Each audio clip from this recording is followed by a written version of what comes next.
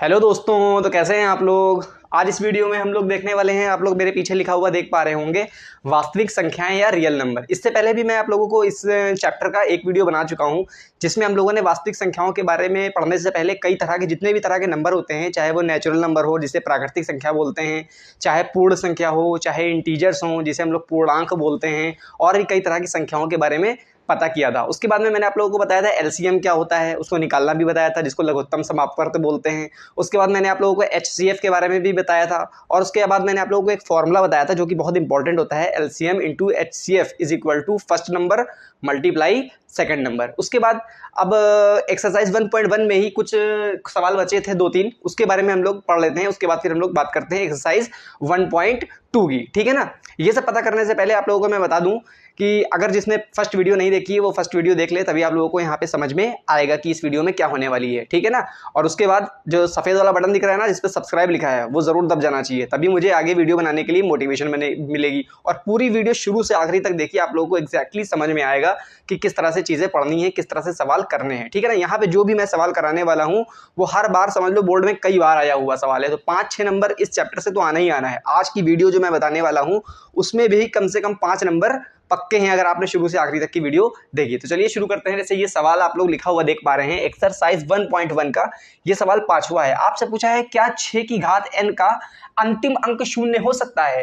अब देखो, अंतिम अंक क्या होता है, अंतिम अंक होता है जिसको बोलते हैं हम इकाई का अंक। जैसे कोई नंबर लिखा है 1 2 3 4, इसका अंतिम अंक क्या है, ये इसका इकाई का अंक क्या है 4। तो आपसे पूछा है अगर 6 की घात n है तो इसका अंतिम अंक शून्य हो सकता है। जहां पे n क्या है, n तुमको बता दिया गया है प्राकृतिक संख्या है। n क्या है, प्राकृतिक संख्या है। प्राकृतिक संख्या क्या हो सकता है, कहां से शुरू होती है, बता चुका हूं मैं पिछले क्लास में आप लोगों को। 1 2 3 4 इस तरह की जो नंबर होती हैं जो गिनती के लिए इस्तेमाल होते हैं उनको हम बोलते हैं प्राकृतिक संख्याएं, ठीक है ना। तो आपसे पूछा है क्या 6 की घात n का अंतिम अंक शून्य हो सकता है। तो देखो, हम लोग सबसे पहले इस तरह के सवाल में अगर आपसे पूछा है कि अंतिम अंक शून्य हो सकता है, अंतिम अंक 1 हो सकता है कि नहीं, ये सब देखने के लिए सबसे पहले हम लोग इसके फैक्टर कर लेते हैं। अच्छा बताइए, 6 को हम क्या लिख सकते हैं। जैसे लिखा है 6 की घात n, तो इसके अगर हम फैक्टर करें तो 6 को हम लिख सकते हैं 2 गुणे 3। इसके अभाज्य गुणनखंड में बदलने पर क्या आ सकता है, 2 गुणे 3, ठीक है ना। अब 2 और 3 को मल्टीप्लाई करने पर क्या कभी हो सकता है कि कोई ऐसा नंबर आ जाए कि लास्ट में 0 हो। लास्ट में 0 तभी आ सकता है, एक बात ध्यान रखिए आप लोग, जब एक क्या हो, कम से कम एक जोड़ा क्या हो, 2 गुणे 5 हो। क्या हो, 2 गुणे 5 कम से कम 1 हो। कम से कम एक जोड़ा क्या हो, 2 गुणे 5 हो। लास्ट में 0 कब आएगा, जब जो है 10 बने, वो 10 से मल्टीप्लाई करें किसी को। किसी भी चीज के लास्ट में 0 है, इसका मतलब वो किसका गुणनखंड है, 10 का गुणनखंड है। जैसे मान लीजिए आपको लिखा है 50, एग्जाम्पल के तौर पर लिखा है 50, तो 50 क्या है, ये लास्ट में 0 तभी आया है जब इसमें 10 से गुणा हुआ है, तो 5 गुणे 10। तो इसका मतलब 0 लास्ट में तभी आता है जब उस संख्या का गुणनखंड क्या हो, 10 हो। किसी संख्या के आगे आखिरी में लास्ट में 0 लगा है तो इसका मतलब उस संख्या का एक गुणनखंड क्या है, 10 है। तो यहाँ पे 10 होने के लिए कम से कम क्या होना चाहिए, 10 तभी बनता है जब किसी में 2 और 5 का एक एक नंबर हो, 2 हो और 5 का एक गुणनखंड हो, तब क्या बनता है, 10। तो इस सवाल में 2 और गुणे 3 है, तो यहाँ पे एक भी 5 नहीं है। जब 5 नहीं है तो 5 गुणे 2 नहीं है, और 5 गुणे 2 नहीं है तो 10 हो ही नहीं सकता। n को कुछ भी रख लीजिए आप, अगर n की जगह पे 1 रखेंगे तो घात 1 हो जाएगी, 3 दूना 6 की घात 1। n की जगह 2 रखेंगे तो 6 की घात 2 हो गई, 6 दूना 12, लास्ट में 2 आ गया। n की घात अगर 3 रखेंगे तो यहाँ 36 आएगा, तो लास्ट में 6 आ जाएगा। 6 की घात 3 करेंगे तो 6 36 216, लास्ट में 6 आ गया, 2 अंक और हो गया। और 6 की घात 1 करेंगे तो भी क्या आएगा, 6 ही आएगा। तो देख रहे हैं आप, 6 की घात कुछ भी कर लो तुम, चाहे 1 कर लो, 6 की घात 2 कर लो, 6 की घात 3 कर लो, लास्ट में आने वाला क्या है, 6। लास्ट में 6 ही आएगा, तुम n को कुछ भी वैल्यू रख लो। तो इसका मतलब यहाँ पे 50 होने के लिए, लास्ट में 0 अंक होने के लिए, अंतिम अंक 0 हो, इसके लिए कम से कम आपको क्या चाहिए, 2 मल्टीप्लाई 5 का कम से कम एक जोड़ा हो। तो 2 मल्टीप्लाई अगर यहाँ पे 3 की जगह 5 हो जाता, या 3 के अलावा भी अगर 5 होता, तो यहाँ पे क्या हो जाता, लास्ट अंक 0 आ सकता था। तो इसका मतलब इसका अंतिम अंक 0 नहीं हो सकता है। तो 6 की घात n का अंतिम अंक 0 नहीं हो सकता, ठीक है। क्यों नहीं हो सकता, क्योंकि इसमें 2 गुणे 5 नहीं है। अगर यहाँ पे 5 और हो जाता है एक गुणनखंड, तो ये क्या हो जाता, 0 हो जाता है, ठीक है। तो इस सवाल को आप लोग नोट कर लीजिए, इसके आगे मैं बताता हूँ क्या करना है। तो अब ये सवाल देखिए, ये है आपका एक्सरसाइज 1.1 का 6th सवाल। आपको करना है सिद्ध कीजिए 7 गुणे 11 गुणे 13 प्लस 13 क्या है, भाज्य संख्या है। अब भाज्य संख्या क्या होती है, मैं आप लोगों को हर तरह के नंबर बता चुका हूं। भाज्य संख्या का मतलब होता है ऐसी संख्या जो एक और अपने अलावा और भी किसी नंबर से डिवाइड हो जाए, और भी किसी गुणनखंड से क्या हो जाए, डिवाइड हो जाए, तो वो नंबर क्या होता है, भाज्य संख्या होती है। और अभाज्य संख्या क्या होती है, जो 1 और अपने अलावा किसी के टेबल में भी ना आए, किसी से डिवाइड ना हो। तो अब हमको ये सिद्ध करना है ये भाज्य संख्या है। अगर हम ये सिद्ध कर दें कि इसके कम से कम 3 गुणनखंड हैं, क्या गुणनखंड है, 3 गुणनखंड है, ये 3 नंबर से डिवाइड हो रहा है, तो समझ लो ये क्या है, भाज्य संख्या है। क्योंकि अभाज्य संख्या तो क्या होती है, 2 ही चीजों से डिवाइड होती है, एक 1 से और एक अपने आप से। लेकिन यहाँ पे अगर हम ये प्रूफ कर लें कि इसके 2 से ज्यादा गुणनखंड है, 3 गुणनखंड है, मतलब 3 से नंबर से डिवाइड हो रही है, तो इसका मतलब ये क्या हो जाएगी, भाज्य संख्या हो जाएगी, प्रूफ हो जाएगी। तो चलिए देखते हैं। देखो कभी भी अगर इस तरह से नंबर लिखा है 7 गुणे 11 गुणे 13 प्लस 13, तो देखो प्लस वाला जो नंबर होता है ये होता है यहां से दूसरा नंबर शुरू हो जाता है। तो ये सब तीनों मल्टीप्लाई में लिखे हैं, तो ये पूरा एक संख्या है, मान के चलिए, क्या मान के चलिए, ये पूरा एक ही संख्या है, और ये क्या है, दूसरी संख्या है। तो जब ये पूरी एक संख्या है, बीच में प्लस का निशान लगा है, ये दूसरी संख्या है, तो देखिए इन दोनों में से कुछ कॉमन भी आ रहा होगा, आ रहा है कि नहीं आ रहा है कॉमन, 13 इसमें भी दिख रहा है और 13 इस संख्या में भी दिख रहा है। तो 13 को हम क्या ले सकते हैं, कॉमन ले सकते हैं। कॉमन लेने का मतलब आता ही होगा, कॉमन लेने का मतलब होता है किसी भी संख्या को ब्रैकेट के बाहर लिख देना, उसके बाद में जो बचा वो ब्रैकेट के अंदर लिख देना। या कॉमन लेने का मतलब होता है डिवाइड करना, सीधी सीधी बात। अब यहां से 13 कॉमन ले लिया, मतलब 13 डिवाइड कर दिया, 13 से 13 हट गया, क्या बचा, 7 गुणे 11 बचा, क्या बचा, 7 गुणे 11। और यहां से 13 हटा लिया, मतलब 13 × 13। तो कॉमन लेने का मतलब हो सकता है डिवाइड करना। तो 13 यहां पे बचा, ब्रैकेट के अंदर क्या बचा, 11 को 7 से मल्टीप्लाई करोगे 77 आएगा, प्लस का 1 आएगा तो 78 हो जाएगा। तो यहाँ पे हो गया 13 ब्रैकेट, और यहाँ पे कोई निशान नहीं है तो क्या मानेंगे, मल्टीप्लाई का, और ये हो गया 78। ठीक है। अब देखो इसके गुणनखंड हमको साफ साफ दिखाई दे रहे हैं, ये लिखा है, इस जो पूरा नंबर लिखा है इस पूरे के गुणनखंड क्या आ गया, 13 और 78। इसका मतलब ये नंबर जो है 13 से भी डिवाइड हो जाएगा, ये नंबर 78 से भी डिवाइड हो जाएगा, ये नंबर इस पूरे के मल्टीप्लाई से भी डिवाइड हो जाएगा, और 1 से तो डिवाइड होता है। ये तो 4 तो ऐसे ही दिख रहे हैं। और ज्यादा अगर गुणनखंड निकालना है तो देखिए और हो सकता है, कैसे, 13। अब इसको भी, इसके भी कई गुणनखंड हो सकते हैं। इसको ये किसको क्या लिख सकते हो, 2 गुणे 39 लिख सकते हो कि नहीं लिख सकते हो। गुणनखंड करना आता है ना अभाज्य गुणनखंड, इससे पहले वाली वीडियो में बता चुका हूँ। 2 से डिवाइड होगा, ये 2 3 = 6, और ये 1 यहाँ पे आएगा तो 2 9 18। तो और इसको करना चाहो तो ये और भी डिवाइड हो जाएगा। तो हमको तो सिर्फ क्या करना है, हमको तो सिर्फ ये सिद्ध करना था कि वो ये जो संख्या दी है, इसके गुणनखंड क्या है, 2 से ज्यादा है। मतलब ये संख्या 2 से ज्यादा नंबरों से डिवाइड हो रही है, 2 से ज्यादा नंबरों के टेबल में आ रही है। तो ये क्या हो गया, भाज्य संख्या हो गया। करने को तो गुणनखंड इसके बहुत सारे हो सकते हैं। इसको 3 गुणे 13 लिख सकते हैं, फिर 13 एक गुणनखंड हो जाएगा, 2 हो जाएगा, फिर 13 गुणे 13 हो जाएगा, बहुत सारे गुणनखंड हो जाएंगे इसके। लेकिन हमको तो सिद्ध करना है 3 गुणनखंड। तो इसके साफ साफ दिख रहा है 2 13 39 से संख्या भाज्य है, अतः यह संख्या भाज्य होगी। तो हमको तो सिर्फ दिखाना था 3। तो 2 से भी डिवाइड है ये, 13 से भी ये पूरी संख्या डिवाइड है, और 39 से भी ये पूरी संख्या क्या है, डिवाइड है। तो जब ये संख्या 2 से ज्यादा चीजों से डिवाइड हो रही है, 2 से ज्यादा नंबर से डिवाइड हो रही है, तो ये संख्या क्या हो गई, भाज्य संख्या हो गई। ठीक है। तो अब चलिए हम लोग देखते हैं, और इसके आगे एक और सवाल है बहुत इंपॉर्टेंट, वो देखते हैं। इसको नोट कर लीजिए आप लोग। अब ये देखिए लास्ट सवाल, देखिए आपकी एक्सरसाइज 1.1 का 7th नंबर का सवाल है। इसमें दिया है एक गोलाकार खेल का मैदान है। तो मैंने यहाँ पे बना के दिखा दिया आप लोगों को पहले से ही। एक गोलाकार क्या है, मैदान है, उसमें 2 इंसान हैं, एक है रवि और एक क्या है, सोनिया। सोनिया जो है इस पूरे गोलाकार मैदान को कंप्लीट करने में कितना टाइम लेती है, 18 मिनट, और रवि कितना मिनट लेता है, 12 मिनट। तो इसका मतलब रवि तेज दौड़ रहा होगा, जल्दी पहुंच रहा है, मैं पूरा कर रहा है चक्कर, और सोनिया धीरे दौड़ रही होगी, तो उसने क्या किया है, देर लगाई है थोड़ी। ठीक है ना। तो अब इसने कहा है अगर दोनों एक साथ स्टार्ट करें, मान लिया दोनों ने यहाँ से एक साथ चलना स्टार्ट किया, ठीक है, ऐसे चलना स्टार्ट किया दोनों ने, ठीक है, रवि क्या हो जाएगा, थोड़ी देर बाद आगे निकल जाएगा, और सोनिया क्या रह जाएंगी, मान लो पीछे रह जाएंगी, यहाँ पे सोनिया रह गई। तो ऐसा होते होते होते एक टाइम ऐसा आएगा कि रवि पूरा चक्कर लगा देगा, और फिर से आके किससे मिल जाएगा, सोनिया से मिल जाएगा। मिल जाएगा कि नहीं मिल जाएगा। अरे जो धीरे गोल मैदान में दौड़ रहे हैं, सोनिया धीरे दौड़ रही है, रवि तेज दौड़ रहा है, एक ऐसा समय आएगा, मान लो सोनिया यहाँ पे पहुंच गई, और रवि क्या हो गया, दौड़ के फिर से आया, फिर से यहाँ पे पहुंच गया रवि। तो दोनों मिल गए कि नहीं मिल गए। तो इसका मतलब उसने यही पूछा है कि वो दोनों एक साथ पहली बार कब मिलेंगे। तो कभी भी ध्यान रखो इस तरह के सवाल आए कि एक आदमी इतने मिनट में दौड़ रहा है और एक आदमी इतने मिनट में कंप्लीट करता है चक्कर, वो दोनों पहली बार कब मिलेंगे, या इस तरह से सवाल आता है कि अगर एक बेल बज रही है, एक बेल जो है हर 5 मिनट में बजती है, दूसरी बेल हर 10 मिनट में बजती है, तीसरी बेल हर 15 मिनट में बजती है, तो वो तीनों अगर एक साथ एक बार इतने बजे बजी थी तो दोबारा एक साथ कब बजेंगी। या तुमसे मान लो इस तरह का सवाल आ जाए कि जो है किसी एक जगह है, मान लो कोई एक मंदिर है, वहाँ पर रवि जाता है हर 10वें दिन, और दूसरा कोई इंसान है वो जाता है 20वें दिन, और एक कोई तीसरा इंसान है वो जाता है 30वें दिन, तो वो तीनों एक साथ कब मिलेंगे। तो एक साथ कब मिलेंगे ये वाला कभी भी अगर सवाल आ जाए तो समझ लो वहाँ पे क्या निकालना है, हमको एलसीएम निकालना है। क्या निकालना है? एलसीएम। तो इसका मतलब तुमको ये 12 मिनट और 18 मिनट का क्या निकालना है? एलसीएम। तो एलसीएम निकालने के लिए क्या करते हो? सबसे पहले तो फैक्टर करते हो, तो 12 के फैक्टर करोगे तो कितनी बार में आएगा? 2 छंग 12, 2 3 जा 6, 3 1 जा 3, ये तो हो गया 12 के फैक्टर। इसी तरह 18 के फैक्टर करोगे, सॉरी, तो 18 के फैक्टर करोगे तो 2 9 जा 18, 3 3 जा 9, 3 1 जा 3। तो 12 को तुम क्या लिख सकते हो? 2 मल्टीप्लाई 3। 18 को क्या लिख सकते हो? 2 मल्टीप्लाई 3। अब एलसीएम कैसे लेते हैं पता होना चाहिए तुमको। एलसीएम के लिए देखते हैं कौन कौन नंबर इस्तेमाल हुए हैं। 2 इस्तेमाल हुआ है और 3। 2 ऊपर कितनी बार आया है? 2 बार। नीचे कितनी बार आया है? 1 बार। तो जिसमें ज़्यादा बार आया होता है एलसीएम में उतनी ही बार लिखते हैं। तो ऊपर 2 बार आया है ज़्यादा बार, तो एलसीएम में 2 बार लिखेंगे।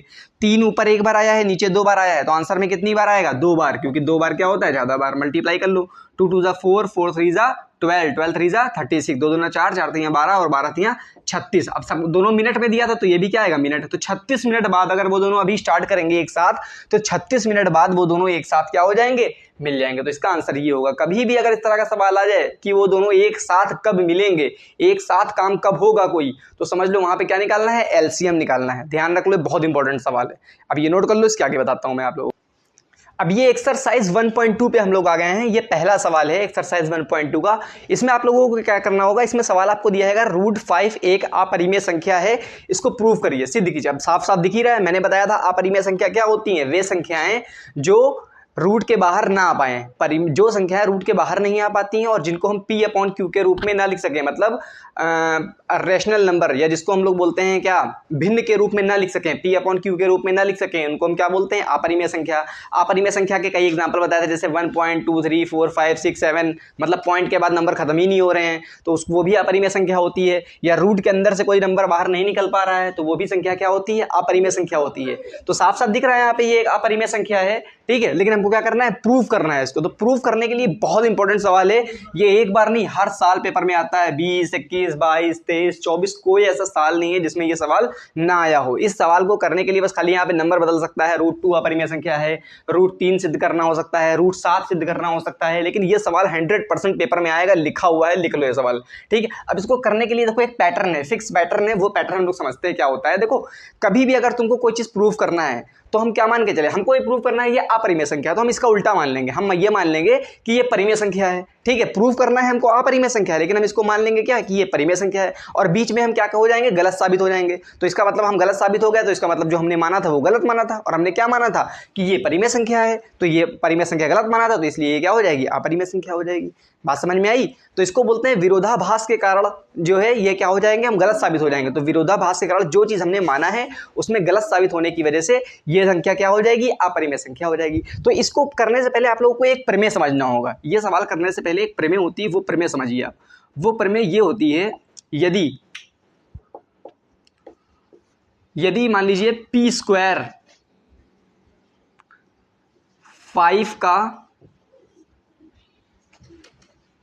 P² 5 से भाज्य है, यदि P² 5 से भाज्य है तो P भी 5 से भाज्य होगा। ये प्रमेय बहुत इंपॉर्टेंट समझिए। यदि कोई संख्या का स्क्वायर किसी नंबर से डिवाइड हो रहा है तो उस संख्या का रूट भी उस नंबर से डिवाइड होगा। ये बहुत इंपॉर्टेंट है। ये यहाँ कहानी जो लिखी है समझ में नहीं आया होगा आप लोगों को, यहाँ पे समझाता हूँ। जैसे मान लीजिए हम लिखते हैं क्या, जैसे लिख देते हैं 64। क्या लिख दिया? 64। ये 64 अगर मान लो किससे डिवाइड है? बहुत सी संख्याओं से डिवाइड होगा 64, लेकिन हमने मान के चले ये 4 से डिवाइड हो रहा है। बहुत सी संख्याओं से डिवाइड है तो हमने उसमें से एक संख्या ले ली 4, तो 64 4 से डिवाइड हो जाता है, ठीक है। अब 64 का रूट ले लो। 64 किसका स्क्वायर है? 8 का स्क्वायर है ना।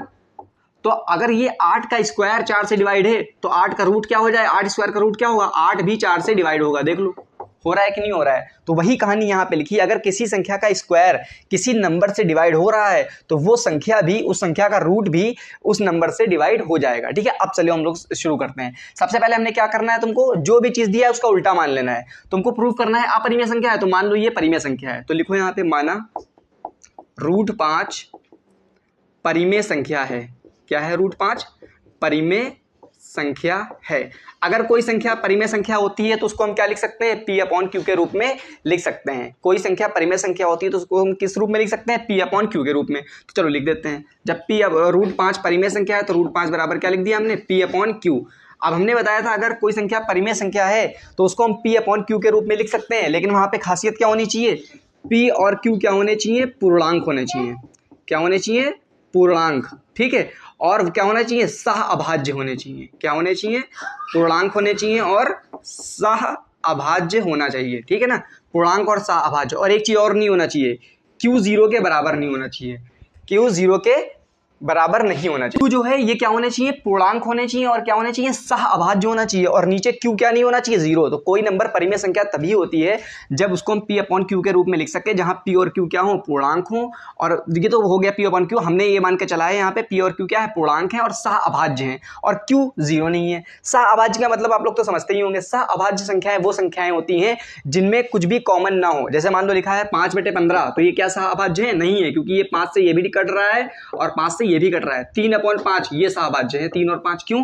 क्योंकि देखो 3 और 5 में कुछ कैंसिल नहीं हो रहा है ना। तो सहअभाज्य संख्याएं वो संख्याएं होती हैं जो आपस में एक दूसरे से कैंसिल ना हो, क्योंकि उसमें कुछ कॉमन ही नहीं होगा, और जब कॉमन नहीं होगा तो कैंसिल भी नहीं होगी वो। ठीक है, अच्छा अब क्या करेंगे? अब देखो इसको हम क्या कर सकते हैं, दोनों तरफ हम क्या करेंगे, यहाँ पे /1 लगा दिया हमने, तो ये भी एक भिन्न हो गया और ये भी एक भिन्न हो गया, तो इसको हम क्रॉस मल्टीप्लाई कर देंगे। तो Q को √5 में मल्टीप्लाई करोगे तो क्या आएगा? Q × √5, और उधर P को 1 में मल्टीप्लाई करोगे तो P आ जाएगा। ठीक है, अब क्या कर सकते हैं, दोनों तरफ स्क्वायर करते हैं, दोनों तरफ वर्ग, दोनों ओर वर्ग करते हैं। चलो दोनों ओर वर्ग करोगे तो Q का वर्ग 5, √5 का वर्ग क्या होता है? 5।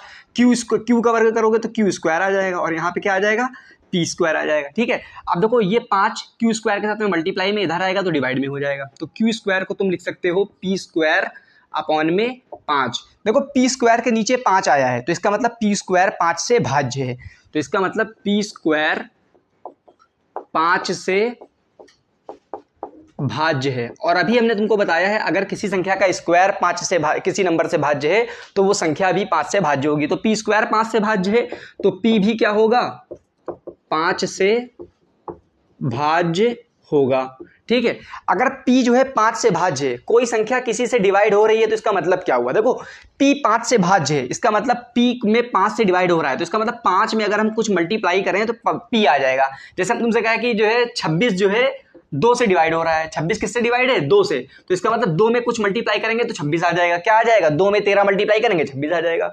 अगर हम तुमसे कहें 20 जो है 10 से भाज्य है, तो इसका मतलब 10 में कुछ मल्टीप्लाई करने पर 20 आ जाएगा। 10 को 2 से मल्टीप्लाई करेंगे 20 आ जाएगा। तो इसी तरह से ये भी समझ लो, अगर P जो है 5 से भाज्य है तो इसका मतलब 5 में कुछ मल्टीप्लाई करने पे क्या आ जाएगा? P आ जाएगा। तो हमने मान लिया 5 में A मल्टीप्लाई किया तो P आ गया, तो P बराबर तुम्हारा यहां से क्या आ गया? 5A आ गया। P बराबर क्या आ गया? 5A आ गया। इसको हम समीकरण 1 माने देते हैं। ठीक है ना, इसको यहाँ पे लकीर खींच लेते हैं ताकि जगह ज्यादा हो जाए हमारे पास में। ठीक है ना, P बराबर हमने क्या मान लिया? 5A मान लिया। अब 5A है, P का मान हम समीकरण 1 में रखते हैं। चलो रखते हैं, P का मान समीकरण 1 में रखने पर, P का मान समीकरण 1 में रखो। P की जगह पे क्या रखोगे? 5A। चलो रखते हैं, लेफ्ट साइड में तो 5Q स्क्वायर है, लेफ्ट साइड में क्या है? 5Q स्क्वायर बराबर, और P का मान 5A है तो 5A रख दिया, और इसका क्या करना है? हमको स्क्वायर करना है। तो ये हो गया 5Q स्क्वायर बराबर 5 का स्क्वायर करोगे तो 25 और A का स्क्वायर करोगे तो A स्क्वायर। चलो यहाँ से इधर आ जाते हैं, नहीं तो तुम लोग को दिखाई नहीं देगा। ठीक है, अब ये देखो क्या हो गया, ये 5 से 25 कट जाएगा, 5 एकम 5 और 5m 25, तो यहाँ से आपका आ गया Q स्क्वायर बराबर 5A स्क्वायर। ठीक है ना, अब देखो ये A स्क्वायर इंटू 5 बराबर क्या आ गया? Q square. अब देखो 5 यहाँ पे मल्टीप्लाई में है, ठीक है ना, तो अब 5 इधर करेंगे तो डिवाइड में आ जाएगा, तो Q स्क्वायर अपॉन 5 बराबर A स्क्वायर। तो देखो वही कहानी आ गई जो यहाँ पे थी। पिछली बार 5 कहाँ आया था? P स्क्वायर के नीचे आया था, तो इसका मतलब P स्क्वायर 5 से भाज्य। इस बार Q स्क्वायर के नीचे 5 आया है तो इसका मतलब Q स्क्वायर 5 से भाज्य है, अतः Q भी 5 से भाज्य होगा। तो जिस तरह वहां पे P 5 से भाज्य था, यहाँ पे क्या आ गया, Q 5 से भाज्य हो गया। अगर Q 5 से भाज्य है तो इसका मतलब 5 में कुछ मल्टीप्लाई करने पर Q आ जाएगा। तो इस बार हमने मान लिया 5 में B मल्टीप्लाई करने पर क्या आ गया, Q आ गया। तो देखो, तो मतलब 5 में A मल्टीप्लाई करने पर P आया, यहाँ पे 5 में B मल्टीप्लाई करने पर Q आया। तुमने संख्या क्या मानी थी, P अपॉन Q मानी थी। रूट 5 को क्या माना था तुमने, P अपॉन Q माना था। ठीक है, P की वैल्यू तुम्हारी आ गई है कितनी, 5A, और Q की वैल्यू क्या आ गई है, 5B। तो इसका मतलब 5 से 5 कैंसिल हो गया। Q क्या होने चाहिए थे, सह अभाज्य होने चाहिए थे। हमने माना था P और Q क्या है, सह अभाज्य। सह अभाज्य का मतलब जो आपस में एक दूसरे से कटे नहीं, लेकिन यहाँ पे तो आपस में एक दूसरे से कटे जा रहे हैं। तो इसका मतलब जो हमने माना था शुरुआत में, क्या माना था कि रूट 5 परिमेय संख्या है, यहाँ पे माना था ना इसका उल्टा, तो हम क्या हो गए, गलत साबित हो गए। हम क्या साबित हो गए, गलत साबित हो गए। तो इसका मतलब क्या होगा, ये रूट 5 क्या होगा, अपरिमेय संख्या। अब इसी को हिंदी में लिख लीजिए, लिखो, हमने माना था, हमने P Q को सह अभाज्य माना पर वे नहीं है। हमने P और Q को क्या माना था, सह अभाज्य माना था, लेकिन वो क्या है, सह अभाज्य नहीं है। अतः विरोधाभास के कारण, अतः विरोधाभास के कारण रूट 5 अपरिमेय है। ठीक है, तो हमको सिद्ध करना था रूट 5 क्या है, अपरिमेय है, तो सिद्ध हो गया।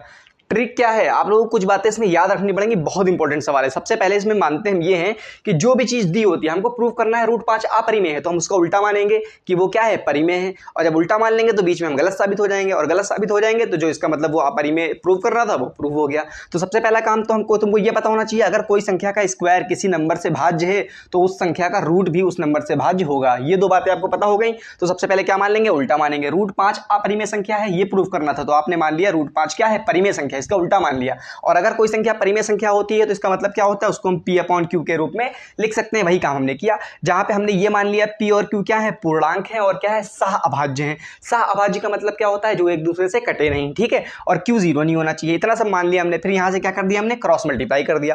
क्रॉस मल्टीप्लाई किया तो यहाँ पे ये आ गया। अब इसका स्क्वायर करेंगे तो रूट 5 का स्क्वायर 5 आ गया, Q का स्क्वायर Q स्क्वायर आ गया। यहाँ पे इसको इक्वेशन 1 मान लेंगे। अब ये 5 मल्टीप्लाई में इधर आएगा तो किस में हो जाएगा, डिवाइड में हो जाएगा।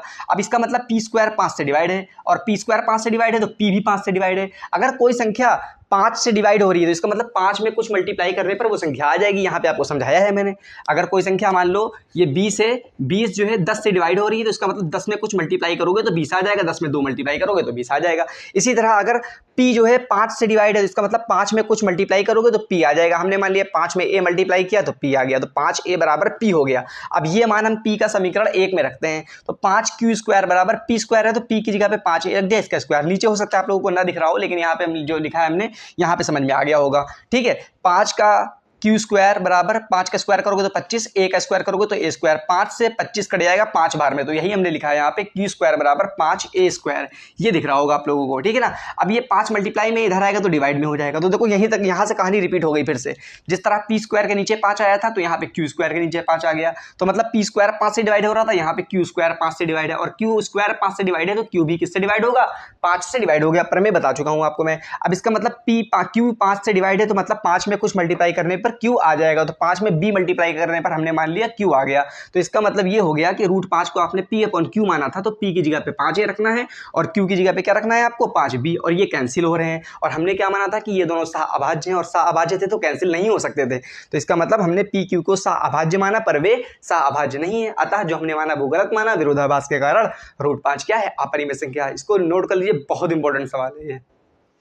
अब आप लोग ये कॉन्सेप्ट समझ लीजिए, अगर दो संख्या है, मान लीजिए पहली संख्या भी परिमेय है और दूसरी संख्या भी परिमेय संख्या है। परिमेय संख्या मतलब समझते हैं ना, जिसको p अपॉन क्यू के रूप में लिखा जा सके। अगर दो परिमेय संख्या है आप उसको चाहे जोड़ें, चाहे घटाएं, चाहे मल्टीप्लाई करें, चाहे डिवाइड करें, जो नई संख्या आएगी वो भी क्या होगी, परिमेय। एग्जाम्पल के तौर पर अगर हमने एक संख्या 5 ले ली और एक संख्या 6, 5 भी परिमेय संख्या है और 6 भी परिमेय संख्या है। क्यों? क्योंकि 5 के नीचे 1 लगा दिया हमने, तो 5 अपॉन क्या हो गया, परिमेय हो गया, 5 अपॉन 1। तो 5 परिमेय है, 6 परिमेय, इनको जोड़ेंगे तो 11 आ गया, 11 अपॉन 1 भी लिख सकते हैं, तो ये भी क्या हो गई, परिमेय।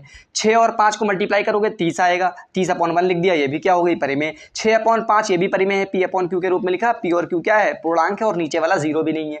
तो इसका मतलब अगर दो परिमेय संख्याएं हैं, चाहे आप उनको जोड़ें, घटाएं, मल्टीप्लाई करें, डिवाइड करें, तो जो नई संख्या आएगी वो भी क्या होगी, परिमेय। लेकिन अगर आपने एक संख्या परिमेय ली और एक संख्या अपरिमेय ली, तो चाहे उसको जोड़ो, चाहे घटाओ, चाहे माइनस करो, चाहे डिवाइड करो, वो आएगी क्या, अपरिमेय संख्या आएगी। इसका मतलब अपरिमेय संख्या अगर किसी में मिल गई तो उसको भी क्या कर देती है, अपरिमेय कर देती है। जैसे एग्जांपल एक 5 लिया और एक √3 लिया, तो इनको जोड़ोगे तो क्या लिख सकते हो, क्या इसको √8 लिख दोगे, क्या 5 प्लस √3 को क्या लिख दोगे, 5 √8 लिख दोगे, गलत नहीं लिख सकते हो, सिर्फ ऐसे ही ये लिखा रहेगा, क्योंकि ये नंबर रूट में है, ये नंबर अकेला है, तो कहाँ जोड़ लोगे, तो ऐसे ही लिखा रहेगा ये। तो देखो ये क्या हो गया, अपरिमेय हो गया। 5 अपॉन √3, तो इसको भी कुछ नहीं कर सकते हो, ऐसे ही लिखा रहेगा, ये भी क्या है, अपरिमेय। तो अपरिमेय संख्या किसी में भी मिल जाएगा तो उसको क्या बना देगा, अपरिमेय बना देगा, ठीक है ना। अब दूसरा, अगर हम एक और एग्जाम्पल लेते हैं, पहली संख्या अपरिमेय लेते हैं, दूसरी संख्या भी क्या ले लें, अपरिमेय ले लें, इनको जोड़ें, घटाएं, माइनस करें, डिवाइड करें, तब भी क्या आएगा, अपरिमेय। एग्जाम्पल के तौर पर √3 और √5 इनको जोड़ोगे तो क्या आएगा, √8 आ जाएगा, क्या √5 प्लस √3 को जोड़ने पे क्या √8 आता है,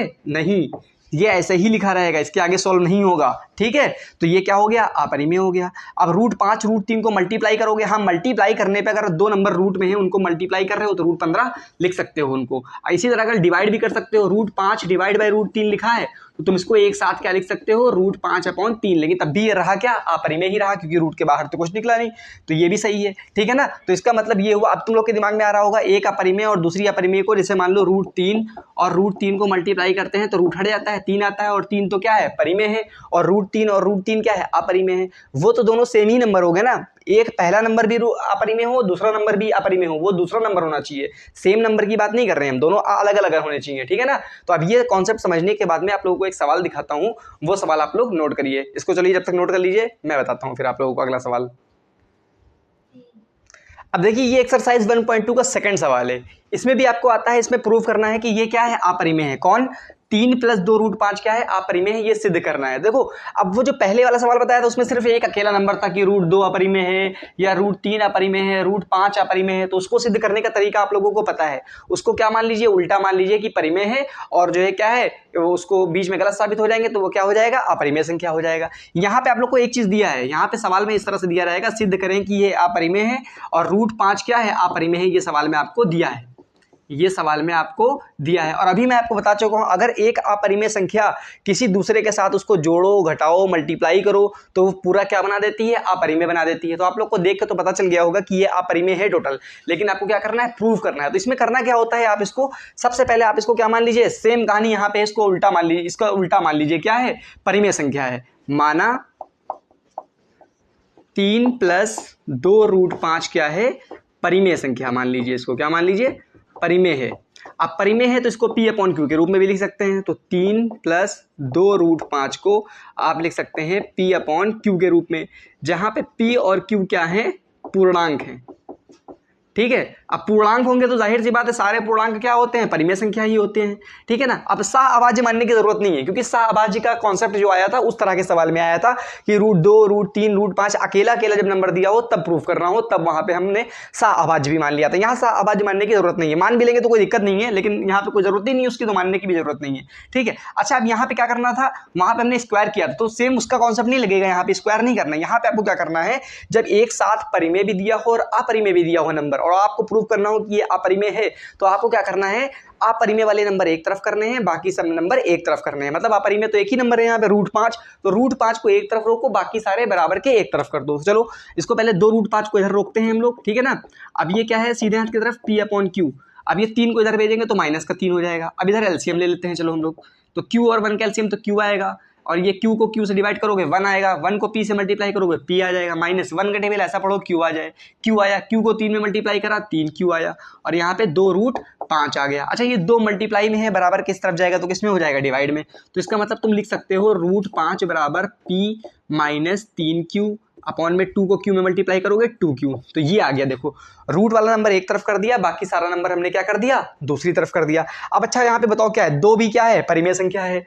2 क्या होती है, परिमेय संख्या, 2/1 कर दो, p/q में बदल गया। 3 भी क्या है, परिमेय संख्या है। p और q भी क्या माना है, पूर्णांक, तो मतलब वो भी परिमेय है। तो जब पूरे सारे नंबर इधर परिमेय हैं और इनको माइनस करो, मल्टीप्लाई करो, डिवाइड करो, हमने बताया था किसी भी 2 परिमेय संख्या हो, 3 परिमेय संख्या हो, उनको मल्टीप्लाई करो, डिवाइड करो, प्लस करो, माइनस करो, तो जो आएगा वो भी परिमेय संख्या आएगा। तो मतलब इधर का पूरा तो क्या हो गया, परिमेय संख्या हो गई। और ये क्या है, अपरिमेय संख्या है। तो परिमेय संख्या अपरिमेय संख्या के कभी बराबर हो सकती है, नहीं हो सकती है। तो इसका मतलब ये क्या है, हमने गलत माना है और विरोधाभास के कारण ये संख्या क्या है, अपरिमेय है। तो लिखो यहाँ पे क्या लिखोगे, देखो 2, 3, p, q क्या है, परिमेय संख्या है, परिमेय संख्या है। अतः ये नंबर पूरा क्या हो गया, p - 3q अपॉन में 2q भी क्या होगा, परिमेय होगा। लेकिन √5 तुम्हारा क्या है, √5 क्या है, अपरिमेय है। तो तुमने लिख दिया ये पूरी कहानी कि 2, 3 pq क्या है, परिमेय संख्या है, इसलिए ये पूरा नंबर भी p - 3q अपॉन 2q भी क्या होगा, परिमेय होगा। लेकिन √5 क्या है, अपरिमेय है। और लिखो परिमेय संख्या अपरिमेय के बराबर नहीं हो सकती, परिमेय संख्या अपरिमेय के बराबर नहीं हो सकती। अतः विरोधाभास के कारण, अतः विरोधाभास के कारण 3 + 2√5 अपरिमेय संख्या है। ठीक है, तो देखो उसमें का कॉन्सेप्ट अलग था उस तरह के सवाल को करने का, जब आपको अकेला नंबर दिया था कि सिद्ध करें √2, √3 या √5 या √7 अपरिमेय है, तो वहां क्या करते थे हम, वहां पे उल्टा मान लेते थे और फिर क्रॉस मल्टीप्लाई करते थे, स्क्वायर करते थे। वहां पे एक चीज यूज होती थी कि अगर कोई संख्या का स्क्वायर किसी नंबर से भाज्य है तो वो संख्या का रूट भी उस नंबर से भाज्य होगा। यहाँ पे क्या है, यहाँ पे आपको एक परिमेय संख्या दी है, बाकी क्या है, एक अपरिमेय दी है, बाकी परिमेय संख्या दी है, इनको जोड़ घटा दिया है। तो मैं बता ही चुका हूँ, एक अपरिमेय अगर किसी में जुड़ती है, घटती है, तो उसको भी क्या कर देती है, अपरिमेय कर देती है। इसको प्रूव कर रहा है आपको कि यह अपरिमेय है, तो सबसे पहले इसका उल्टा मान लीजिए कि ये परिमेय है। परिमेय है तो p/q के रूप में बदल सकते हैं, और जहां पे p और q क्या है, पूर्णांक है, सहअभाज्य मानने की जरूरत नहीं है क्योंकि उसका इस्तेमाल ही नहीं होगा। ठीक है, अब इसको क्रॉस मल्टीप्लाई नहीं करना है। यहाँ पे इस तरह के सवाल में आपको क्या करना है, रूट वाला नंबर एक तरफ रोकना है, बाकी सबको एक तरफ फेंकना है। तो रूट वाला एक तरफ रोका, बाकी सारे नंबर को हमने दूसरी तरफ रख दिया। तो अब बताइए, मैंने आपको बताया कि अगर 2, 3, 4 संख्याएं जो भी हैं सब परिमेय हैं, तो उनको जोड़ने, घटाने, डिवाइड करने, मल्टीप्लाई करने पर जो आता है वो भी क्या होता है, परिमेय। तो यहाँ पे 2 नंबर 3, p, q सब क्या है, परिमेय है, तो ये पूरा नंबर भी क्या हो जाएगा, परिमेय हो जाएगा। और √5 क्या है, अपरिमेय है। तो क्या परिमेय संख्या अपरिमेय के बराबर हो सकती है, नहीं हो सकती। तो अतः विरोधाभास के कारण 3 + 2√5 भी क्या हो गया, अपरिमेय संख्या हो गया। ये सवाल बहुत इंपॉर्टेंट है, ये वाला और जो इससे पहले वाला बताया था। खाली नंबर बदल सकता है यहाँ पे, बाकी सारी चीजें क्या रहेंगी, सेम रहेंगी। इसीलिए मैं आप लोगों को बता रहा हूँ, इसको नोट करिए, 100% बोर्ड में 5 नंबर पक्के हैं। पूरा सवाल आप लोग सही से समझिए, अच्छे से नोट कर लीजिए इसको। अब आप लोगों को मैं बता चुका हूं, जितने भी आप लोग सवाल कर चुके हैं इस वीडियो में, तो अब लगभग आप लोगों का पूरा कंप्लीट है। क्या रियल नंबर आप लोगों का पूरा कंप्लीट है, इससे बाहर कोई भी सवाल नहीं आएगा। एक वीडियो मैं आप लोगों को बनाऊंगा, उसमें जितने भी प्रीवियस ईयर में आए हुए सवाल हैं वो पूरा ले आऊंगा। उसके बाहर टॉप 20 टॉप 15 ही क्वेश्चन होंगे इस चैप्टर से, तो उससे बाहर कुछ भी नहीं आएगा। ठीक है ना, तो एक वीडियो बना दूंगा, उसमें सारे सवाल जो आए हुए हैं प्रीवियस, उसके बाहर कुछ भी नहीं आ सकता। ठीक है, तो आप लोग बस ये व्हाइट वाला जो बटन दिख रहा है सब्सक्राइब, उसको जरूर दबाइए और पूरी वीडियो देखिए, तभी समझ में आएगा। आप 10 सेकंड देखेंगे, 5 सेकंड देखेंगे तो क्या समझ में आएगा, 5 सेकंड में तो कुछ भी नहीं समझ में आ सकता ना। तो पूरी कंप्लीट वीडियो देखिए, आपको इसके बाद में कोई भी कभी दिक्कत नहीं होगी रियल नंबर में। बात समझ में आ गई ना। तो आप लोग जो व्हाइट वाला बटन दिख रहा है सब्सक्राइब वाला, उसको जरूर दबाइए। तो चलिए मिलते हैं अगली वीडियो में, थैंक यू।